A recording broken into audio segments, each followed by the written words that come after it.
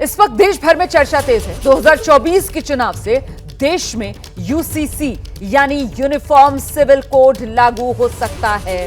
इसी को लेकर नेताओं के साथ साथ मजहबी रहनुमा लगातार बयानबाजी कर रहे हैं। इस पूरे माहौल में हमने इस मसले को लेकर देश के मुसलमानों का रुख जाना है। मोदी और मुस्लिम हमारी स्पेशल सीरीज पे आज मैं आपको दिखाने जा रही हूं यूनिफॉर्म सिविल कोड पर क्या सोचता है देश का एक आम मुसलमान।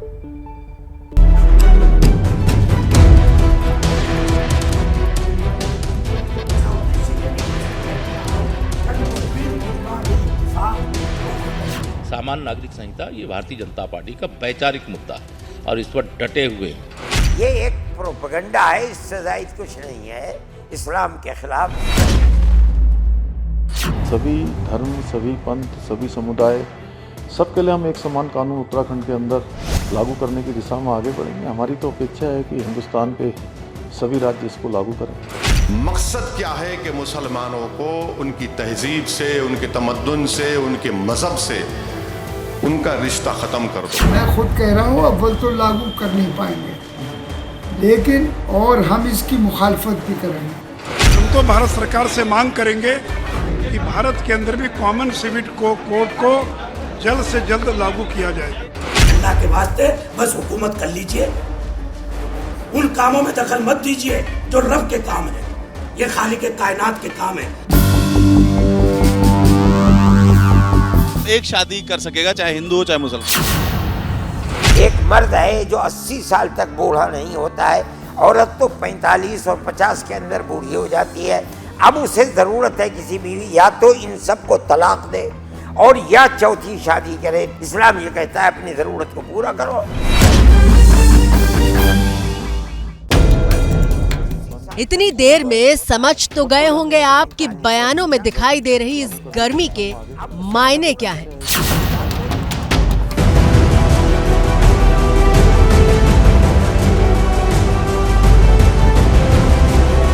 खुद को मुसलमानों का मसीहा कहने वाले सरकार यूनिफॉर्म सिविल कोड के खिलाफ तकरार के मूड में दिखाई दे रहे हैं। हम केंद्र सरकार को बता रहे हैं कि भारत के मुसलमानों को जो उनके रिलीजियस कल्चर्स हैं, प्रैक्टिसेस हैं, उसका या कस्टम है, उसका उनको प्रोटेक्शन मिलता है आर्टिकल 29 के तहत, जो एक अनफेटर्ड फंडामेंटल राइट है। और कोई भी सरकार यूसीसी के नाम पर मुझसे मेरा फंडामेंटल राइट नहीं छीन सकती। लेकिन मसला तो अधिकार छीनने का नहीं बल्कि अधिकारों की आजादी का है। मसला बराबरी का है, समानता का है। फिर सवाल ये है कि अगर जायज बात हो रही तो इतनी मुखालफत क्यों है? इस मामले में सुझाव मांग रहे हैं, समय दे रहे हैं और लोगों को डिबेट का मौका दिया जा रहा है, डिबेटें कराई जा रही हैं। इसका असल मकसद क्या है?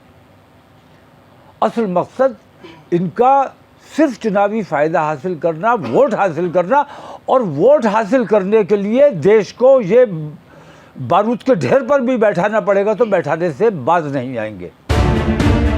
समान नागरिक संहिता के नाम पर चारों तरफ इतना शोर क्यों मचा है, उसे समझने के लिए सबसे पहले आपको करीब 1.25 मिनट का एक वीडियो दिखाते हैं जिसका ताल्लुक फिलहाल उत्तराखंड से है। 3 तलाक की जो ये कट्टरपंथियों का जो ये मुल्ला मौलवियों का जो ये सिस्टम खत्म हुआ है, वो बहुत ही अच्छा पहल है हम लोग के लिए। खुश हैं लोग, अब हलाला और ये 3 तलाक से छुटकारा मिला है महिलाओं को ना। दरअसल गोवा के बाद उत्तराखंड वो राज्य बनने जा रहा है जो समान नागरिक संहिता लागू करने की दिशा में कदम बढ़ा चुका है। कमेटी का गठन हो चुका था, 2.5 लाख सुझाव सरकार के पास पहुंच चुके हैं। ड्राफ्ट भी अपने आखिरी चरण में है। जैसे ही ड्राफ्ट मिलेगा धामी सरकार इसे लागू कर देगी। उत्तराखंड के अंदर यूसीसी लागू करने के लिए हमने कमेटी का गठन किया था और कमेटी ने सभी स्टेक होल्डरों से बात की है, विभिन्न समुदाय के लोगों से बात की है। सबसे बात करने के बाद अब उनका ड्राफ्ट लगभग तैयारी पूरी हो चुकी है और जैसे ही हमको ड्राफ्ट मिलेगा हम इसको लागू करने की दिशा में आगे बढ़ेंगे। कॉमन सिविल कोड जैसे ही उत्तराखंड में लागू होगा, पूरे देश में उसे लागू करने की चर्चा तेज हो जाएगी। समान नागरिक संहिता की सुगबुगाहट ने देश के अलग अलग हिस्सों में तापमान को बढ़ा दिया है। यूनिफॉर्म सिविल कोड का मतलब है विवाह, तलाक, बच्चा गोद लेना और संपत्ति के बंटवारे जैसे तमाम विषयों पर देश के सभी नागरिकों के लिए एक जैसे नियम। जाति, धर्म या परंपरा के आधार पर कोई रियायत नहीं। देश में समान नागरिक संहिता की जरूरत है क्योंकि मौजूदा वक्त में मुसलमान, ईसाई और पारसी जैसे धर्मों में विवाह और तलाक जैसे मुद्दों पर अपने अपने पर्सनल लॉ है, जबकि देश में क्रिमिनल लॉ यानी आपराधिक मामलों के लिए नियम सबके लिए एक जैसा है, लेकिन सिविल मामलों में ऐसा नहीं है। अब सवाल यह है कि देश में समान नागरिक संहिता के मुद्दे पर मुसलमान क्या सोचते हैं। भारत की बात में हम मोदी और मुसलमान पर आपको लगातार एक स्पेशल सीरीज दिखा रहे हैं। गाजियाबाद के डासना से शुरू हुआ हमारा कारवा अलीगढ़, कासगंज और हाथरस होते हुए सहारनपुर जिले के देवबंद पहुंचा है। हम इस समय देवबंद में मौजूद हैं और इस्लामिक शिक्षा के सबसे बड़े मरकज दारुल उलूम देवबंद यूनिवर्सिटी के सामने हैं। हम यहाँ इसलिए आए हैं ताकि ये जान सकें कि लोगों की कॉमन सिविल कोड को लेकर के क्या राय है। कॉमन सिविल कोड की आहट के साथ ही जो सियासत शुरू हुई है उस पर हम यहाँ के बड़े विद्वानों, मौलानाओं, मुफ्तियों और आम लोगों से, महिलाओं से बात कर। कॉमन सिविल कोड के मुद्दे पर देश के मुसलमानों का मूड जानने के लिए हम सबसे पहले देवबंद के बड़े धर्मगुरु और मदरसे के संचालक मुफ्ती सालिम अशरफ कासमी के पास पहुँचे, जब वो मदरसे में अपने छात्रों को पढ़ा रहे थे। आइंदा अच्छा और सच्चा बनाने के लिए करता है, ताकि उसके अंदर इंसानियत के औसाफ और कमालात आए, उसमें अच्छी खूबियां आए, वो इंसानों का हमदर्द बन सके। ये सामान्य छात्र नहीं है, ये इस्लामिक पीएचडी स्टूडेंट्स की क्लास है। हमने जब मदरसे के शिक्षक से सवाल किया तो उन्होंने अपने तर्कों के आधार पर यूसीसी के कॉन्सेप्ट को ही खारिज कर दिया।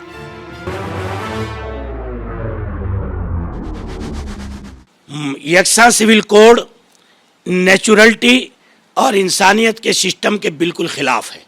मेरे 3 बेटे हैं, तीनों बेटों का मिजाज अलग है, उनकी खान पान, उनकी पसंद, उनकी चॉइस अलग है। जब मैं अपने छोटे से घर में यकसा सिविल कोड नाफिज नहीं कर सकता और मैं ये नहीं कह सकता कि आपको एक ही नाश्ता करना पड़ेगा, मेरा हर बेटा अलग डिमांड करता है अपनी वालदा से नाश्ते की, अपने रहन सहन के अंदाज की, तो मैं समझता हूँ कि इतनी भिन्न भिन्न आबादी और मुख्तलिफ कम्युनिटीज़ और एक ऐसा मुल्क कि जिसमें 3000 से ज़ायद ज़बानें बोली जाती हों, सैकड़ों किस्म का कल्चर हो, वहाँ आप एक यकसा सिविल कोड किसी हाल में नाफिज नहीं कर सकते।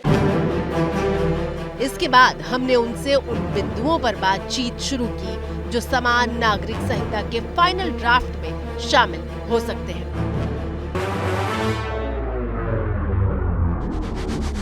इसमें ये कहा गया है कि लड़कियों की शादी की उम्र बढ़ाई जाएगी और ये इसलिए किया जाएगा ताकि शादी से पहले लड़कियां ग्रेजुएट हो सकें। हालात इतने नाजुक हैं और सोशल मीडिया और हमारे व्हाट्सएप और फेसबुक और इस वक्त में जो बेहयाई के अड्डे हैं, उन्हें हमें अंदर से इतना बेहया बना दिया है कि जितना आप इसे ताखीर में लाएंगे इतनी ही बिगाड़, इतनी ही बुराइयां और इतनी ही बेहयाइयां हमारे घरों में जन्म लेंगी। मैसेंजर ऑफ इस्लाम ने कहा कि समाज से बेहयाई के खात्मे के लिए और समाज से गलत लिविंग रिलेशंस को ख़त्म करने के लिए सबसे बुनियादी असल है कि बच्चों की शादी जल्दी की जाए। मुस्लिम पर्सनल लॉ में तलाक देने का हक शौहर को होता है। यूसीसी लागू होता है तो पति पत्नी दोनों को तलाक देने का समान आधार मिलेगा, यानी जिस वजह से पति तलाक दे सकता है उसी वजह से पत्नी को भी तलाक देने का अधिकार होगा। लेकिन धर्मगुरु इस मुद्दे पर क्या राय रखते हैं, जरा सुनिए।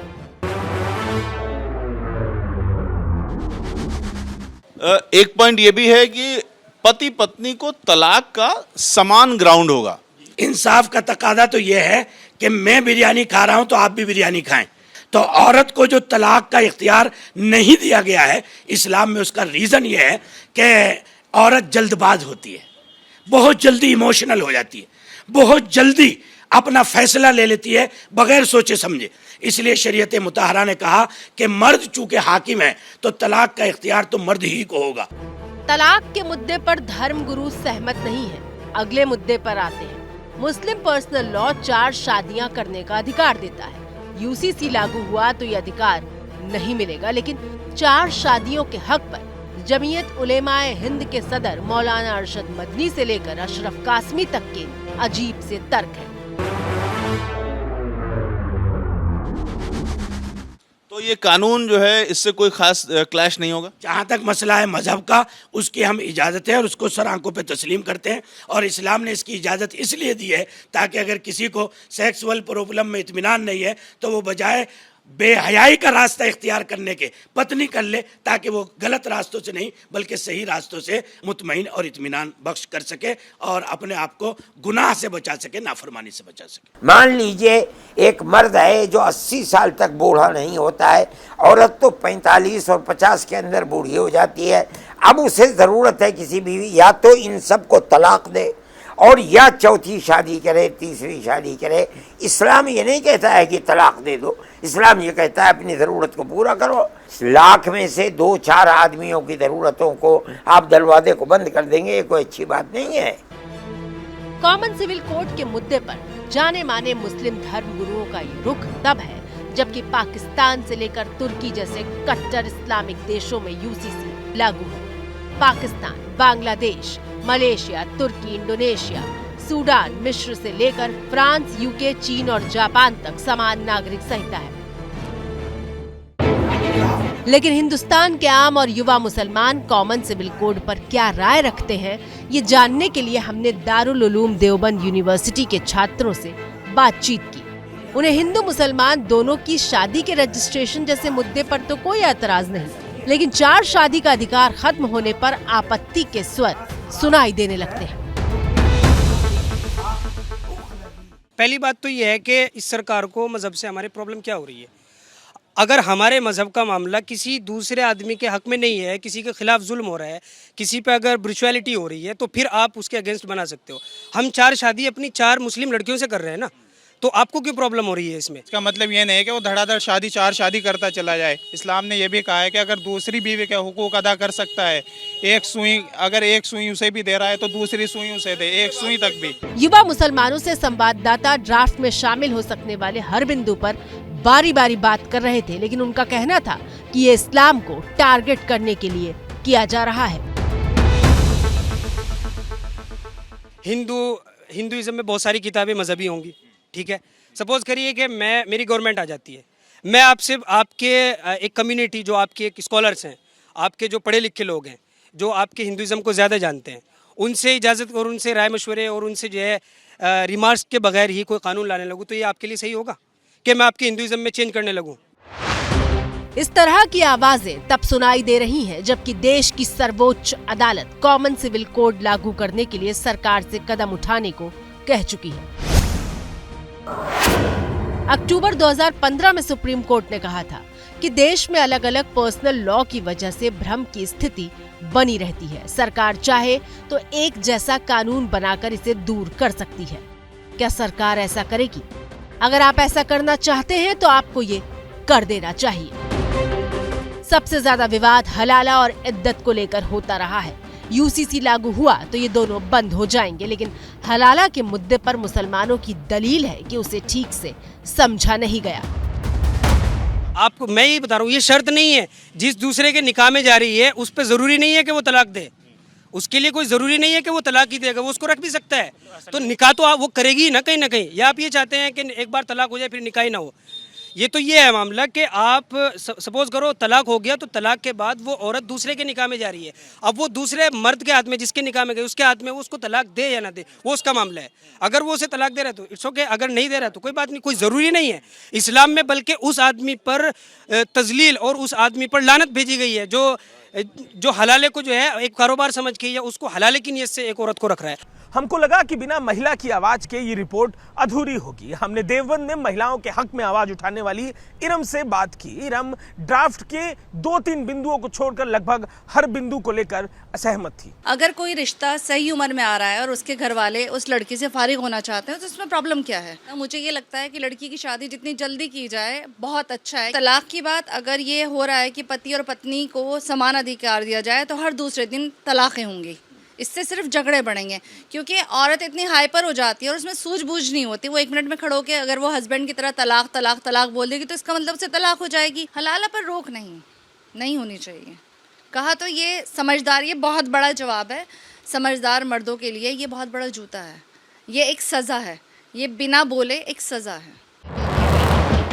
तो कुल मिलाकर कहानी यह है कि अगर देश में कॉमन सिविल कोड लागू होता है तो मुसलमान उसे इतनी आसानी से स्वीकार करने के मूड में कतई दिखाई नहीं दे रहे हैं। जैसे ही घड़ी का काटा दोपहर 2:30 पे आए, बबीता जी का दिल सास बहू साजिश के लिए मचल जाए। और ये है इनकी बहू, पूरे दिन ऑफिस की टेंशन हो जाए गॉन जब ये करें अपना फेवरेट शो फ्री टाइम पे ऑन। इनकी तरह आप भी देखें अपना फेवरेट शो अपने टाइम पर और डाउनलोड कीजिए एबीपी लाइव ऐप अपने स्मार्ट टीवी पर।